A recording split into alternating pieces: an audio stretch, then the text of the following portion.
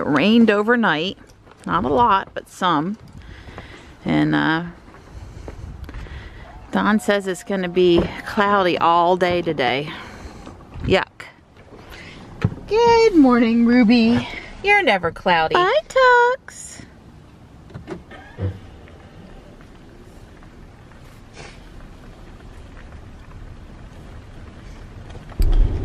The sky's pretty this morning. You know, we're basically leaving the house right at sunrise, at least for a few days. It's 6:42. I think we've missed it by a couple minutes, but still pretty. Have a good day, buddy. You too, Mom. I'll see you this afternoon. Bye. Bye. It's not exactly cloudy this morning, but it's not exactly sunny either. And gosh, it seems like the fall colors are all starting to fade, or as good as they're gonna get. And I want to take some pictures, but the light is just not cooperating. I know yesterday I had good light, but I didn't have opportunity. Today I have opportunity and I don't have good light. It's frustrating. Well, they're still working on the railroad crossings. Progress, but not done. I'm starting to fear we're gonna have to live with this through the holiday. Or at least through Thanksgiving. Hi, my little sweethearts. How are you? How are you? Are you good? Oh, hi. Hello. So I am sitting here at the table pretty much since I got home, trying to get the second set of mission models built, or at least a good part of them, so that Johnny and I can continue to work upstairs overhead in the garage and get some more programming done on his robot.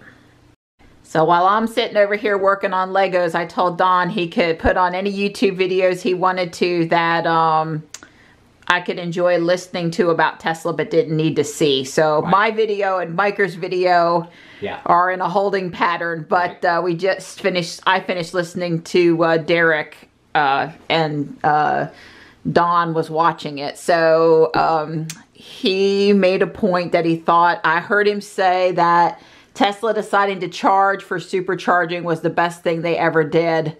And he has an explanation for that opinion. Right. Well, my statement was that I thought it was very smart that Tesla starts charging for supercharging, because I drove by the Model 3 lot on South Wilmington Street yesterday, and there were, like, I'm not exaggerating, there were probably at least 100 Model 3s on that lot.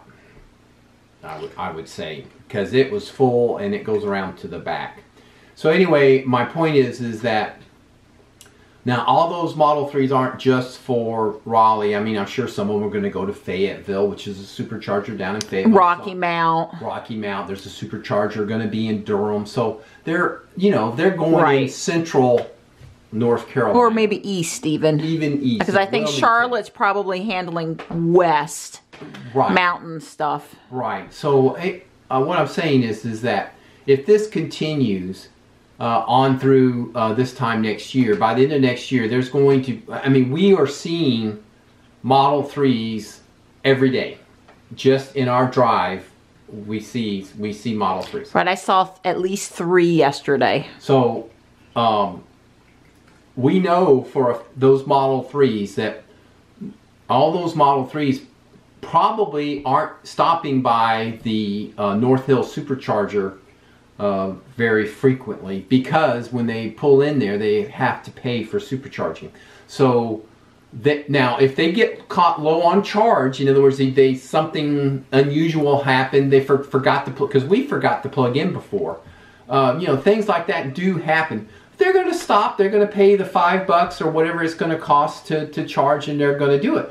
But when they're just out and about and they've got a few minutes to kill, they're probably not going to stop by over at the Raleigh Supercharger to charge, just because, oh, we're happen to be here. I don't think they'll do it, because the fact, even though it's relatively inexpensive, it's just, you know, it's just, we'll have to pay. And when I don't really need the charge. When I get home, I can charge it my 7 or 9 cents a kilowatt. Yeah, I think if I had to say, it's like the allure of free has people stop when they wouldn't otherwise stop. But even some fee, a very reasonable fee, is like, yeah, I think I'll just go home and plug in. Yeah, well, it's the abuse of the commons, you know. It's that same old, there's an economic thing that talks about it, you know. If it's free, then people don't take care of it or they abuse it. You know, you could argue that gasoline cars, you know, the burning carbon fuels, you know, it's filling the atmosphere. It's burning up the atmosphere, it's polluting the atmosphere, and nobody really pays for that. When you buy your gas, so all the oil and legacy car companies, you know, they're getting that benefit of having air to burn in your car for free, but yet that air pollution goes somewhere, you know. But it's better that you charge something, and then that way at least it doesn't get abused. It stops the abuse immediately. I would also add that you know, the battery packs are meant to charge at superchargers on trips, and some people get away with charging at supercharging for all of their charging, but for the long-term million-mile health of your battery pack, you really don't want to be supercharging for every charge. Right. And so I would see it maybe as some slight little bit of effort to keep the battery packs healthy by discouraging that free constant just because I can supercharging also. I think it's also might be aimed at helping these battery packs last a little longer because, you know. Yeah, I think it's good all the way around. Yeah. I mean, right now during this uptake and transition time, we need superchargers. We need them to be available. I mean, the one thing that would probably, apparently based on some of the stuff that's happening out in California, when people basically get to a supercharger, they wait 35-40 minutes before they even get to charge, and then they have to be at the supercharger for, you know, so what turns into, from what should be a half an hour stop, turns into over an hour, maybe even an hour and a half stop. And you know, when you have to charge, you don't have a choice, you don't have any more range, you've got, it's either here or we're done. You know, that situation, you know, you're stuck. It's one thing if you say, well, we can hit this supercharger, but we've got enough range. We could get to, you know, Burlington to Greensboro is probably 40 miles, maybe 30 miles. You know, chances are if you get to Burlington, it's slam full and it's a queue. You know, you just get back on the interstate, zip up to Greensboro and say, oh, well, you know, that one's okay. And of course, the MCU tells you, you know, how many slots are available or are in use more correctly. So you've got an idea, but it's just nice that the use for convenience is kept to a minimum. It felt more hectic than usual at the house because I spent almost all the time I was home building with Legos. But I didn't get done everything I wanted to do, but I got a lot of it done. So I'm headed to get Johnny. Then we're rushing home. Then I'm going to rush to do the rest of the Lego stuff. Then we're rushing back to the school because it's new student touring or orientation. And they'd like to advertise the robotics club. So Johnny and I are going to work on our programming and stuff and talk to people. Hi. Dash cam. So Johnny and I are going to talk to people and work on our mission project programming stuff all at the same time. Maybe we can make a little more progress. But yeah, 3 trips into Raleigh today. It's a long day today. I'm over here at South Park where we do a lot of our EX raids, and the last batch of passes went out.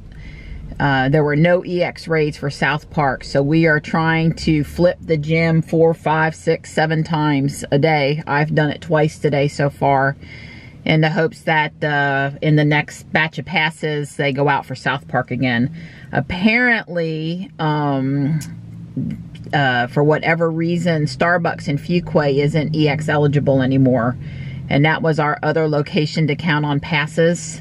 So with that no longer marked as an EX eligible gym and South Park not sending out passes, there's no place in Fuquay to do an EX raid anymore. So the raid group has taken it upon themselves to try to fix that. At any point, I'm enjoying the pretty leaves, and I've flipped the gym blue and told somebody else they need to come flip it red or yellow. Apparently there's a leak at the splash pad. Bummer. They're locating the leak all right.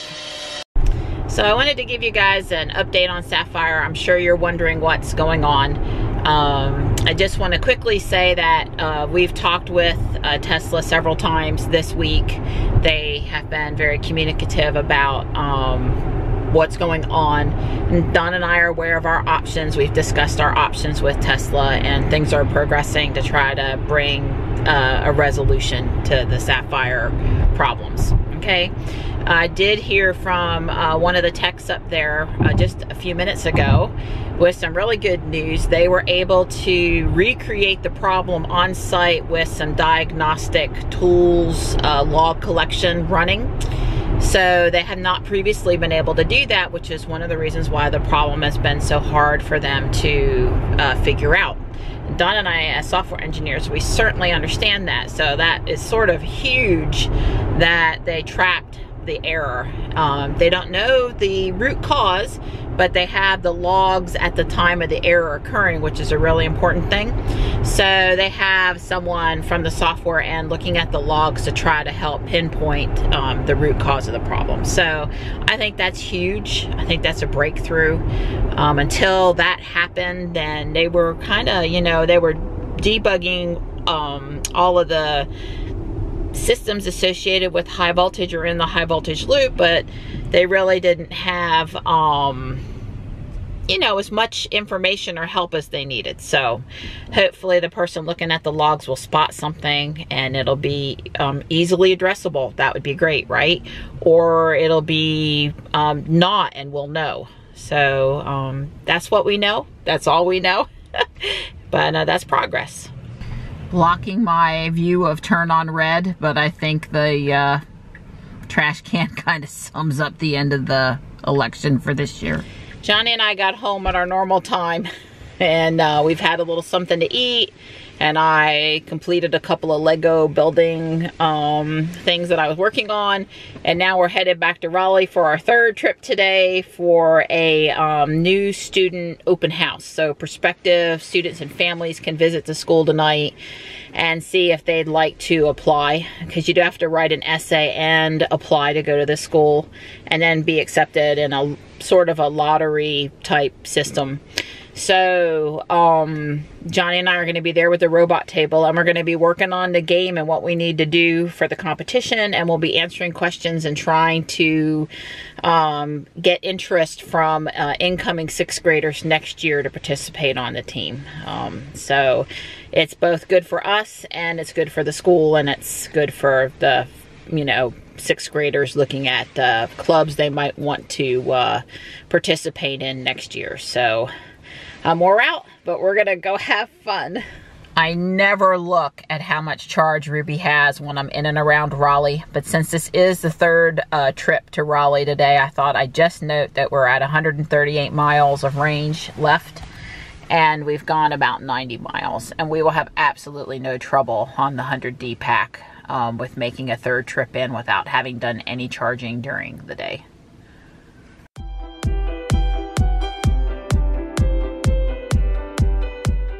Working for a few minutes before this was our first chance to try to get over the crater.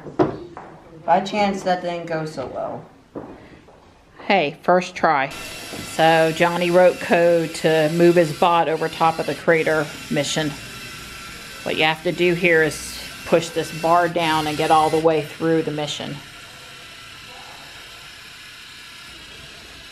And because he's able to do it so well, in most cases, hopefully he can get back to base. It doesn't have to be his last mission. So you just got to come forward just a little bit more.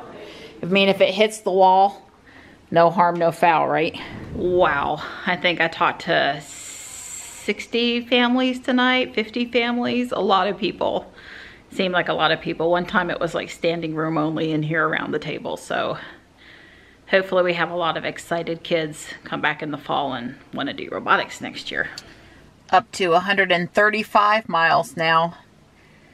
And we still could probably make one more trip into downtown Raleigh and back if we needed to. I almost went in the house without plugging Ruby in because I'm pretty tired. And just to make sure, even though I heard the breaker box make its normal little click that charging was started, I went to look in the car. And you know, the little chart screen now is this tiny window and it's lower on the screen. I really don't like that because I had to make more of an effort to come see it. It's not up high like it used to be. I don't like it at all. Can't, you know, used to be you could sort of see it through the steering wheel and now not so much. Oh well.